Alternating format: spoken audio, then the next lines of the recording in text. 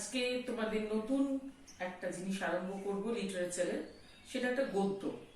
গদ্যটা একটা গল্প। গল্পটার নাম হচ্ছে হীরাকুনি। হীরাকুনি গল্পটার নাম। লেখক অবনীন্দ্রনাথ ঠাকুর। দুদিন, তোমরা সবাই জানো, দুদিন আগে চলে গেছে একটা বিশেষ দিন। তোমরা সবাই ফেসবুক, হোয়াটসঅ্যাপ সব কিছুতে করেছো হ্যাপি মাদার্স ডে। মাকে ভালোবাসার একটা দিন। আমরা যে গল্পটা আজকে পড়ব সেটাও মা এবং সন্তানের মধ্যেকার সম্পর্ক, তাদের মধ্যেকার ভালোবাসা।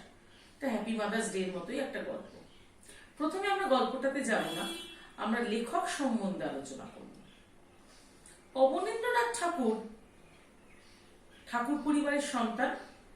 তার বাবার নাম গুণেন্দ্রনাথ ঠাকুর। তিনি রবীন্দ্রনাথের অগ্রজ, মানে দাদা ছিলেন। রবীন্দ্রনাথের অনেক ভাইয়ের বা দাদাদের মধ্যে ইনি একজন ছিলেন। তার সন্তান হচ্ছেন অবনীন্দ্রনাথ ঠাকুর। অবনীন্দ্রনাথ ঠাকুরের পরিচয় কিন্তু লেখক হিসেবে নয়। ভারতবর্ষে তার মূল পরিচয়, তিনি চিত্রশিল্পী, ছবি আঁকতেন। অবনীন্দ্রনাথের আগে ভারতবর্ষে, তখন ইংরেজ আমল, যে ধরনের ছবি আঁকা হতো তাতে ইংরেজি মাধ্যম বা পাশ্চাত্য প্রভাব ছিল খুব বেশি, মানে ইউরোপিয়ান ধরনের ছবি আঁকা। অবনীন্দ্রনাথ প্রথম প্রাচ্য ধরনের ভারতীয় চিত্রকলা কি সেটা আনলেন। কলকাতার আর্ট কলেজে তিনি প্রিন্সিপাল ছিলেন অনেকদিন। তার আঁকা ভারত মাতার ছবি খুব বিখ্যাত হয়েছিল, অসাধারণ ছবি আঁকতেন। আরেকজন মানুষও ছিলেন ঠাকুর বাড়ির, যিনিও খুব ভালো ছবি আঁকতেন, গগনেন্দ্রনাথ ঠাকুর। অবনীন্দ্রনাথ রবীন্দ্রনাথের সম্পর্কে ভাইপো হলেও কাছাকাছি বয়সী ছিলেন দুজনে। রবি কাকা বলে ডাকতেন অবনীন্দ্রনাথ রবীন্দ্রনাথকে। ছবি আঁকা তার মূল বিষয় হলেও লেখার হাত ছিল কিন্তু অসাধারণ। ভীষণ ভালো লিখতেন। তার লেখা ঘরোয়া, দক্ষিণের বারান্দা, এগুলো হচ্ছে তার সমস্ত আত্মজীবনীমূলক লেখা। আর মূল ওনার লেখা প্রচুর বই আছে। মূলত উনি ছোটদের জন্য লিখতেন। তার মধ্যে মনে রাখবে তোমরা বুড়ো আংলা, রাজকাহিনী, নালক, ক্ষীরের পুতুল, নানা রকম গল্প, এবং এগুলো খুব ছোটদের জন্য লেখা। রবীন্দ্রনাথের লেখার সঙ্গে অবনীন্দ্রনাথের লেখার যে পার্থক্য ছিল সেটা হচ্ছে, অবনীন্দ্রনাথের লেখার বৈশিষ্ট্য হচ্ছে যে উনি মূলত ছোট ছোট বাক্যে অত্যন্ত সরলভাবে লিখতেন। আর ওনার লেখা পড়ে মনে হতো চোখের উপর একটা ছবি ভেসে উঠছে। এটা ছিল অবনীন্দ্রনাথের লেখার বৈশিষ্ট্য। সেই জন্য রবীন্দ্রনাথ অনেক সময় বলতেন অবন ছবি লেখে। কথাটা কিন্তু খুব গুরুত্বপূর্ণ, অবন ছবি লেখে, মানে তার লেখাটা ছবির মতো হয়ে যেত। তোমরা যে কোনো বই যদি পড়ো অবনীন্দ্রনাথের, এবং আমি আশা করব এই ছুটিতে তোমরা ক্ষীরের পুতুল, নালক, বুড়ো আংলা, রাজকাহিনী এগুলো পড়ে নেবে। এগুলো যদি পড়ো বুঝতে পারবে এরকম অবনীন্দ্রনাথের লেখার ধরনটা কিরকম। অসম্ভব ছোট্ট ছোট্ট, অসম্ভব সুন্দর সেন্টেন্স, ছোট্ট ছোট্ট সেন্টেন্স, কোনো গুরুগম্ভীর কথা তার মধ্যে নেই। বর্ণনাটা ছোট্ট ছোট্ট সেন্টেন্স দিয়ে করা বর্ণনা, একদম ছবির মতো চোখের সামনে ভেসে উঠবে। এই ছিল অবনীন্দ্রনাথের তার নিজস্ব লেখা ধরন। তিনি ভাষা হিসেবে ইংরেজি ভাষা, ফরাসি ভাষা, সংস্কৃত ভাষা, এগুলো অনেকগুলো ভাষা জানতেন। রবীন্দ্রনাথের জীবনের পরেও, তার দেহান্তরে, রবীন্দ্রনাথ মারা যাওয়ার পরেও অনেকদিন বেঁচে ছিলেন জোড়াসাঁকোর ঠাকুর বাড়িতে এবং শান্তিনিকেতন, উভয় জায়গাতেই তিনি ছিলেন। অবনীন্দ্রনাথের জীবনটা দিয়ে আমরা এইটুকু বুঝতে পেরেছিলাম, একজন চিত্রশিল্পী একজন বড় লেখকও হতে পারেন।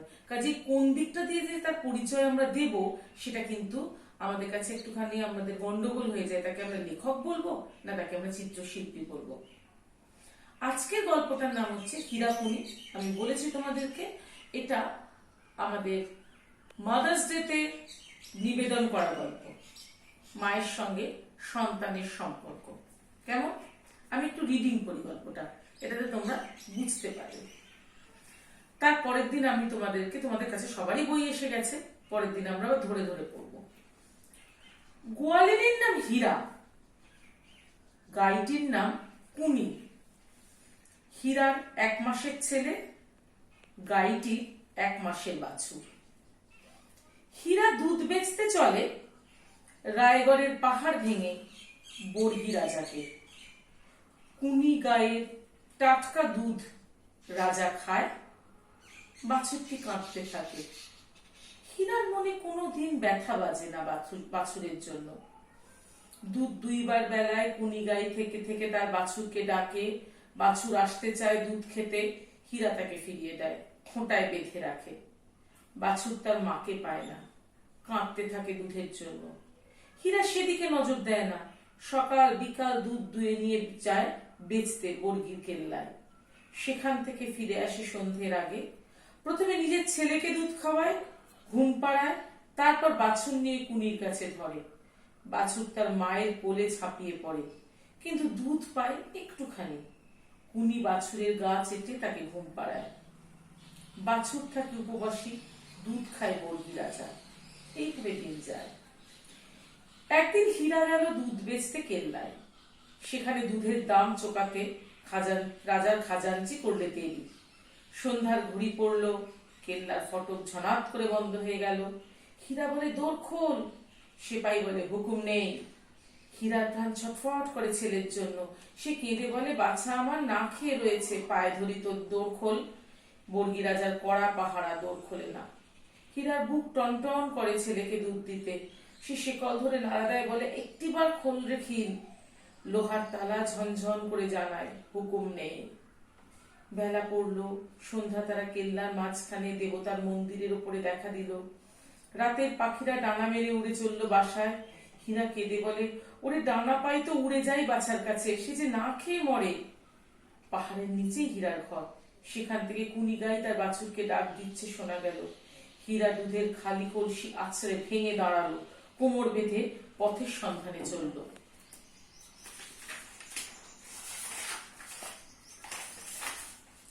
রায়গড়ের পুরনো বুরুজ, তারই ধারে পাহাড় খানিক ধসে গেছে। একটা অশ্বত্থ গাছ তার উপর ঝুঁকে পড়েছে। সেইখানটায় অর্ধেক রাতে চাঁদের আলো পড়ল।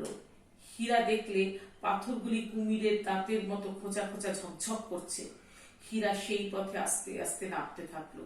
একটির পর একটি পাথরে পা রেখে তারপর একটা পাকদণ্ডি বেয়ে হীরা নেমে গেল আপনার ঘরে। তখন রাত ফুরিয়ে সকাল হচ্ছে। ঘরে গিয়ে হীরা দেখে ছেলেটা কেঁদে কেঁদে ঘুমিয়ে পড়েছে। হীরা ঘুমন্ত ছেলেকে বুকে জড়িয়ে দুধ দিতে লাগলো।